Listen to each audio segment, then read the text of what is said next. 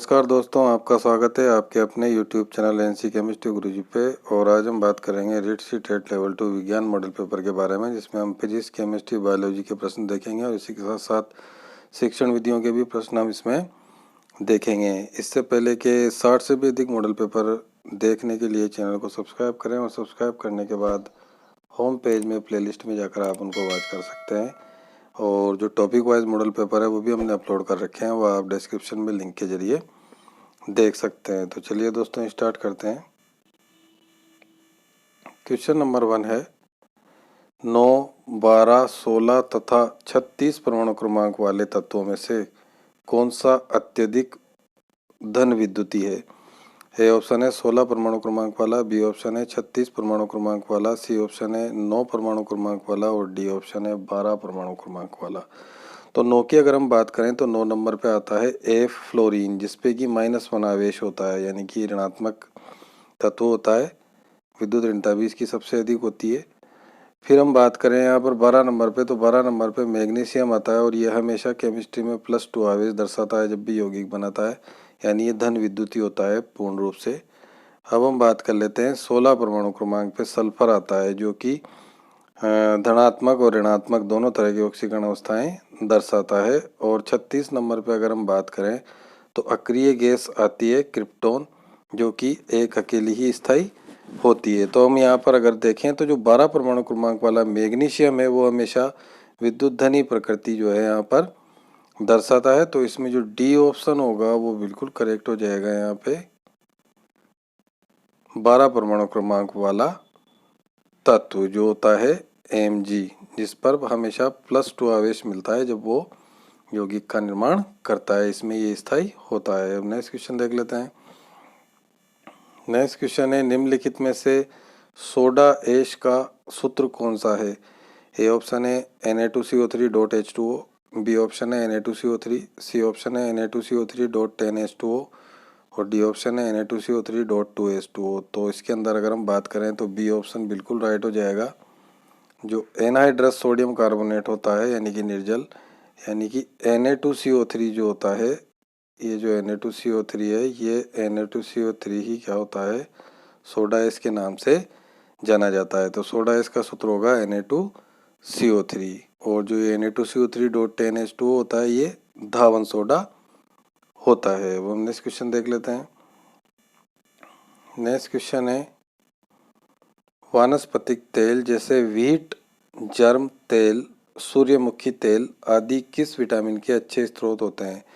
ए option है vitamin D, B option है vitamin A, C option है विटामिन ई और डी ऑप्शन है विटामिन के।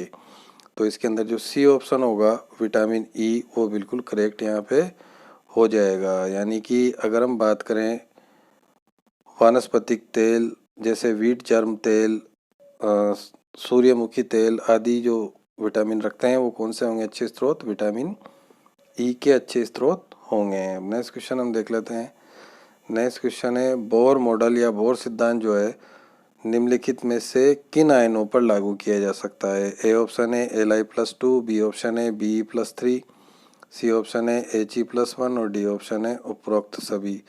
तो अगर हम यहाँ पर बात करें तो जो बोर का सिद्धांत था परमाणु संरचना में ये बताया गया था और परमाणु मॉडल ये है एक तरीके से। और इस सिद्धांत में क्या बताया गया था, ये सिद्धांत 1 इलेक्ट्रॉन सिस्टम के लिए लागू होता है। जैसे हाइड्रोजन, अगर हम He की बात करें तो इसका परमाणु क्रमांक 2 होता है, लेकिन +1 हम इस पर आवेश लगा देते हैं तो इसमें एक ही इलेक्ट्रॉन रह जाता है। इसी तरीके से हम बात करें Li+2 की, तो Li जब उदासीन होता है जब तो इसका 3 परमाणु क्रमांक 3 इलेक्ट्रॉन होते हैं, लेकिन जब इस पर +2 आवेश हम लगा देते हैं तो एक इलेक्ट्रॉन इसमें रह जाता है। इसी तरीके से हम बात करें Be+3 की, बी जो होता है बेरिलियम होता है और इसका परमाणु क्रमांक 4 होता है। जब ये उदासीन होता है बी के रूप में तो 4 इलेक्ट्रॉन होते हैं। अगर इसमें +3 चार्ज लगा देते हैं तो 3 इलेक्ट्रॉन हम इसमें से निकाल देते हैं, तब इस पर +3 आता है। यानी कि ये तीनों की तीनों ही क्या है, 1 इलेक्ट्रॉन सिस्टम को फॉलो करते हैं। यानी कि इसमें ऑप्शन डी बिल्कुल करेक्ट हो जाएगा, उपरोक्त सभी।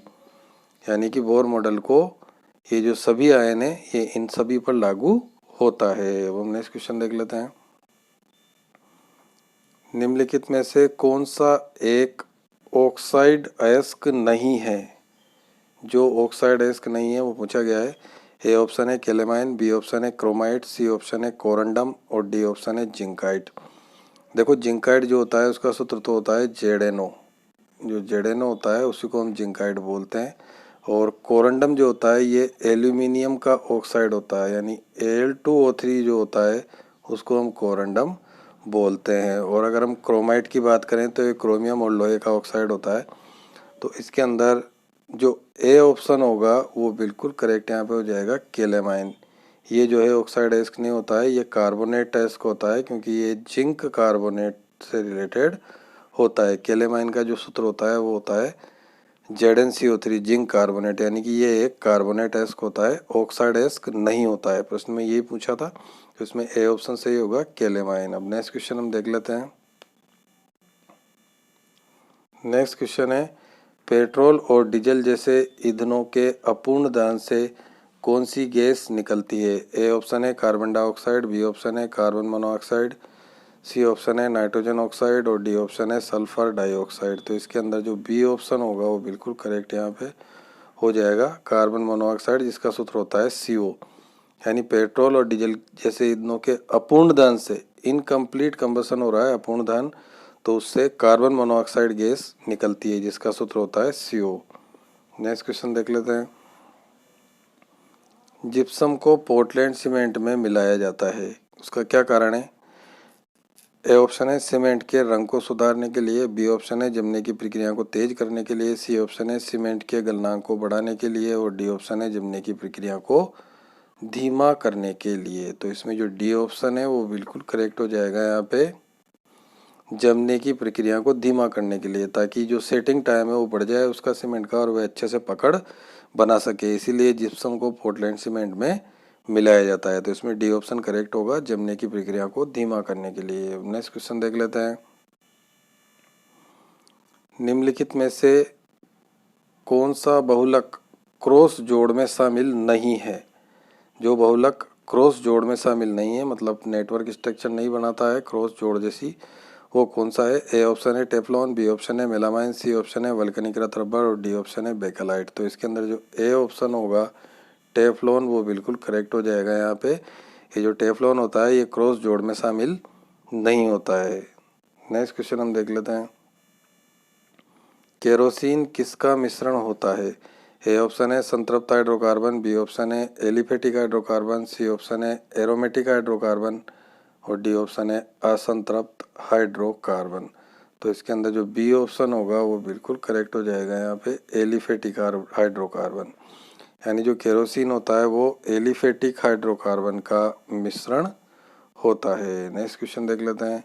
नेक्स्ट क्वेश्चन है नाइट्रोजन किस परास्तक भिन्न भिन्न ऑक्सीकरण अवस्थाएं दर्शाता है? मतलब कहाँ से कहाँ तक वो अपने ऊपर आवेश दर्शा सकता है, ऑक्सीकरण अवस्थाएं दर्शा सकता है। ए ऑप्शन है 0 से -5, बी ऑप्शन है -3 से +3, सी ऑप्शन है -3 से +5 और डी ऑप्शन है -5 से +5। तो इसके अंदर जो सी ऑप्शन होगा वो बिल्कुल करेक्ट हो जाएगा, -3 से +5। जैसे कि हम इसका एक यौगिक देखते हैं, ये अमोनिया यौगिक है। इसमें नाइट्रोजन पे जो आवेश आता है, ऑक्सीकरण अवस्था आती है वो -3 आती है, क्योंकि एक हाइड्रोजन पे +1 होता है, 3 हाइड्रोजन है तो +3, और जब इक्वल टू के उधर जाएगा तो ये -3, यानी यहाँ पर नाइट्रोजन -3 दर्शा रहा है। इसी तरीके से हम एक यौगिक +5 वाला देख लेते हैं।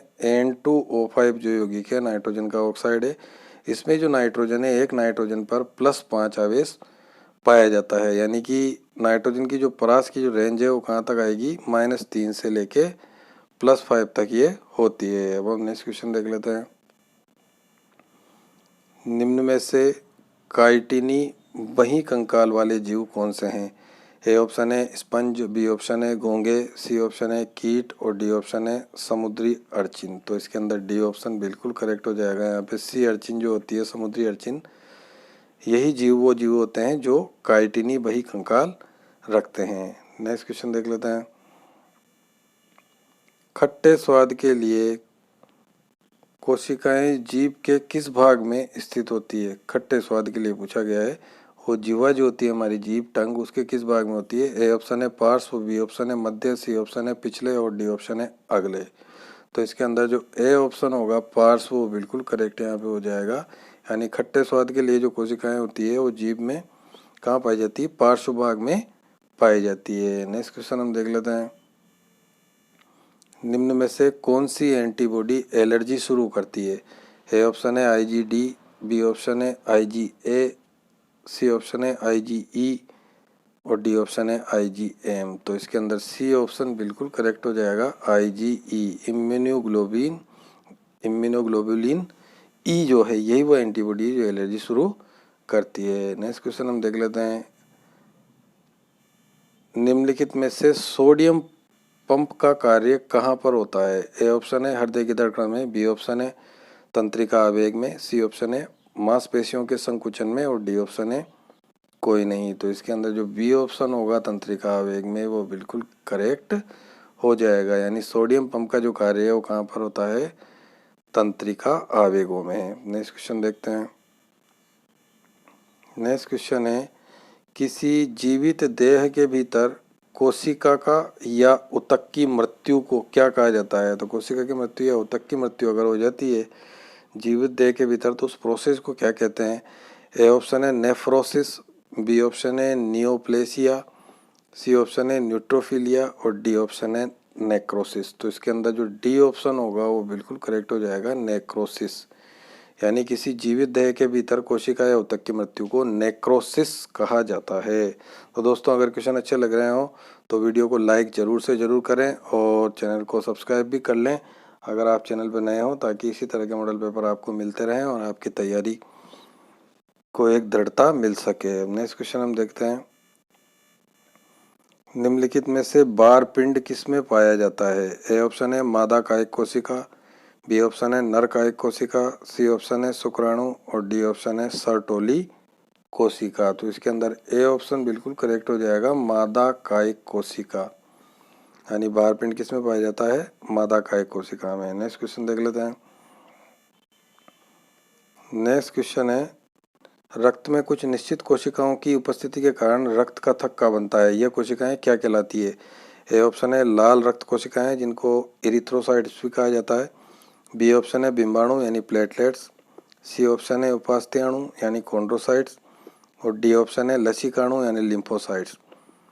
तो रक्त का थंबा बनाने वाली कोशिकाएं ये पूछा गया है यहाँ पर, तो इसमें जो बी ऑप्शन होगा बिंबाणु प्लेटलेट्स वो बिल्कुल करेक्ट यहाँ पे हो जाएगा। यानी रक्त में कुछ निश्चित कोशिकाओं की उपस्थिति के कारण रक्त का थक्का बनता है, वो कोशिकाएं कौन सी होती है, बिंबाणु, जिनको हम प्लेटलेट्स भी बोलते हैं। अब नेक्स्ट क्वेश्चन देख लेते हैं, नेक्स्ट क्वेश्चन है, एल्कोहल का उत्पादन किस सूक्ष्म जीव की सहायता से किया जाता है? ए ऑप्शन है अमीबा, बी ऑप्शन है ऊतक, सी ऑप्शन है मुकुलन और डी ऑप्शन है ईस्ट। तो इसके अंदर जो डी ऑप्शन होगा ईस्ट वो बिल्कुल करेक्ट हो जाएगा। यहाँ पे ईस्ट जो होता है उसकी सहायता से हम एल्कोहल का उत्पादन कर सकते हैं। नेक्स्ट क्वेश्चन हम देख लेते हैं, नेक्स्ट क्वेश्चन है, डीएनए में पाई जाने वाली शर्करा कौन सी है? ए ऑप्शन है पेंटोज, बी ऑप्शन है जाइलुलोज, सी ऑप्शन है हेप्टुलोज और डी ऑप्शन है हेक्सोज। तो देखो डीएनए में जो शर्करा पाई जाती है वो होती है डीऑक्सीराइबोज शर्करा और आरएनए में जो शर्करा पाई जाती है वो होती है राइबोज शर्करा। और ये दोनों ही प्रकार की जो शर्कराएं होती है ये पेंटोज शर्कराएं होती है, पेंटोज प्रकार की ये शर्करा होती है। तो इसमें ए ऑप्शन करेक्ट हो जाएगा, पेंटोज, यानी डीएनए में पाई जाने वाली शर्करा होगी पेंटोज शर्करा। नेक्स्ट क्वेश्चन हम देख लेते हैं, रोगियों के दांत देखने में दंत चिकित्सकों के द्वारा कौन से दर्पण का उपयोग किया जाता है? ए ऑप्शन है समतल दर्पण, बी ऑप्शन है उत्तल दर्पण, सी ऑप्शन है अवतल दर्पण और डी ऑप्शन है कोई नहीं। तो इसमें सी ऑप्शन बिल्कुल करेक्ट हो जाएगा, अवतल दर्पण। यानी रोगियों के दांत देखने में दंत चिकित्सकों के द्वारा अवतल दर्पण का उपयोग किया जाता है। नेक्स्ट क्वेश्चन देखते हैं, नेक्स्ट क्वेश्चन है, निम्नलिखित में से कौन सी धातु चुंबक द्वारा आकर्षित नहीं होती है? जो धातु चुंबक से आकर्षित नहीं होती है वो पूछा गया है। ए ऑप्शन है निकिल, बी ऑप्शन है बिस्मत, सी ऑप्शन है लोहा और डी ऑप्शन है कोबाल्ट। तो इसके अंदर जो बी ऑप्शन होगा वो बिल्कुल करेक्ट हो जाएगा, बिस्मित जो होती है जिसका प्रतीक भी होता है ये धातु चुंबक द्वारा आकर्षित नहीं होती है। इसके अलावा जो भी दे रखी है निकिल, लोहा, कोबाल्ट ये चुंबक द्वारा आकर्षित होती है। तो इसमें बी ऑप्शन करेक्ट होगा, बिस्मत। नेक्स्ट क्वेश्चन देखते हैं, निम्नलिखित में से फेरड किसकी इकाई है? ए ऑप्शन है चालकत्व की, बी ऑप्शन है प्रतिरोध की, सी ऑप्शन है धारिता की और डी ऑप्शन है प्रेरकत्व की। तो इसके अंदर जो सी ऑप्शन होगा वो बिल्कुल करेक्ट हो जाएगा, धारिता की। यानी फेरेड जो इकाई होती है वो किसकी होती है, धारिता की इकाई होती है। अब नेक्स्ट क्वेश्चन देख लेते हैं। नेक्स्ट क्वेश्चन है 1 ओम प्रतिरोध वाले 4 प्रतिरोध समानांतर क्रम में संयोजित है तो कुल प्रतिरोध कितना होगा। ए ऑप्शन है 0.25 ओम, बी ऑप्शन है 2.5 ओम, सी ऑप्शन है 0.025 ओम और डी ऑप्शन है 25 ओम। तो देखो 1 ओम के 4 प्रतिरोध दे रखे हैं और अगर हमें समानांतर क्रम में प्रतिरोध निकालना हो तो हम सूत्र लगा देते हैं 1/R बराबर 1/R1 plus 1/R2 plus 1/R3 plus 1/R4, ये सूत्र लग जाता है। और R1, R2, R3 और R4 के जो मान हमें दे रखे हैं प्रश्न के अनुसार 1-1 ओम दे रखे हैं। R1 बराबर 1 है, R2 बराबर भी 1 है, R3 और R4 बराबर भी 1 ओम है। तो इस सूत्र में अगर हम इनके मान रखते हैं तो हमें क्या मिलेगा, 1/R बराबर 1/1 प्लस 1/1 प्लस 1/1 प्लस 1/1, 4 बार हमें ये मिलेगा। यानी कि हमें क्या मिलेगा, 4 मिलेगा। यानी R बराबर हम यहाँ से मान निकालते हैं तो हमें क्या मिल जाएगा, 1/4 और 1/4 को सोल्व करने पर हमें मिलेगा 0.25 ओम। यानी कि इसमें जो ए ऑप्शन होगा वो बिल्कुल करेक्ट हो जाएगा। यहाँ पे कुल प्रतिरोध का मान होगा 0.25 ओम। अब हम नेक्स्ट क्वेश्चन देख लेते हैं। सौर बैटरियों में प्रयुक्त पदार्थ कौन सा है। ए ऑप्शन है सीजियम, बी ऑप्शन है थेलियम, सी ऑप्शन है टिन और डी ऑप्शन है सिलिकॉन। तो इसके अंदर जो डी ऑप्शन होगा वो बिल्कुल करेक्ट हो जाएगा, सिलिकॉन। सौर बैटरियों में प्रयुक्त पदार्थ जो होगा वो होगा सिलिकॉन। नेक्स्ट क्वेश्चन देखते हैं।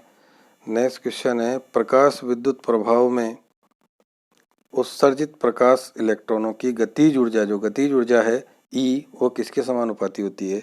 ए ऑप्शन है आपतित प्रकाश की तरंगदैर्घ्य के, बी ऑप्शन है आपतित प्रकाश की तरंगदैर्घ्य के वर्ग के, सी ऑप्शन है आपतित प्रकाश की आवर्ती के और डी ऑप्शन है आपतित प्रकाश की आवर्ती के वर्ग के। तो इसके अंदर जो सी ऑप्शन होगा वो बिल्कुल करेक्ट यहाँ पे हो जाएगा, आपतित प्रकाश की आवर्ती के। और आवर्ती को हम न्यू से बताते हैं।